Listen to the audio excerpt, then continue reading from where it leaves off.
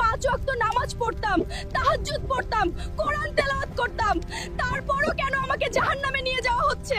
হ্যাঁ, তুমি অনেক নেকি করেছ, কিন্তু তোমার এমন একটি গুনাহ ছিল যা তোমার সমস্ত নেকির ওপর ভারী হয়ে গেছে। সেই নারী যে নামাজ পড়ত, কোরআন পড়ত, সদকা দিত, মহল্লার সবাই তাকে নেককার মনে করত, তবুও শেষে সে কিভাবে জাহান্নামের উপযুক্ত হল? সে কে ছিল এবং তার সেই একটি গুনাহ কি ছিল যা সবকিছু উল্টে দিল?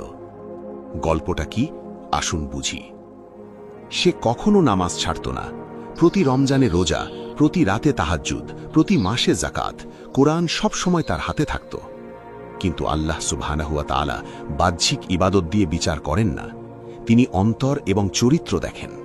আর তার ইবাদতের নিচে এমন একটি গুনাহ লুকিয়েছিল যা তার সারা জীবনের নেকি পুড়িয়ে ছাই করে দিয়েছিল। সে তার স্বামীর সাথে খারাপ আচরণ করত, তাকে খোঁটা দিত, তার উপর রাগ করত, তাকে ছোট করে দেখাত। তিক্ত বাক্য, কঠোর শব্দ, আঘাত দেওয়ার মতো কথা। সে কোরআন পড়ত আর সেই একই মুখ দিয়ে নিজের স্বামীর হৃদয় ভেঙে দিত। সে ভাবত যে তাহাজ্জুদের নামাজ তাকে বাঁচিয়ে নেবে, রোজা তার ঢাল হয়ে দাঁড়াবে, সদকা তার গুনাহ ধুয়ে ফেলবে। কিন্তু সে ভুলে গিয়েছিল যে হৃদয় ভেঙে দেওয়া ভাষা সবকিছু ধ্বংস করে দেয়। কেয়ামতের দিন তার নামাজগুলো মাপা হলো, তার কোরআন তেলাওয়াত রাখা হলো, তার যাকাতও, তার সদকাও। সমস্ত নেকির একটা পাহাড় জমে গেল। তারপর তার মুখের ভাষা রাখা হলো, সেই তিক্ত কথাগুলো, সেই উঁচু গলা, সেই অপমান, সেই ক্ষতগুলো যা সে তার স্বামীর হৃদয়ে দিয়েছিল।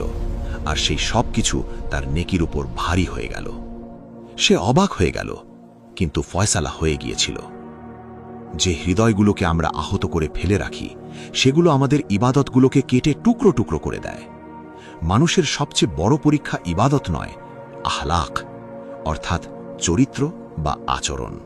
আর সবচেয়ে বড় জিহাদ হল নিজের পরিবারের সদস্যদের সাথে ভালো আচরণ করা।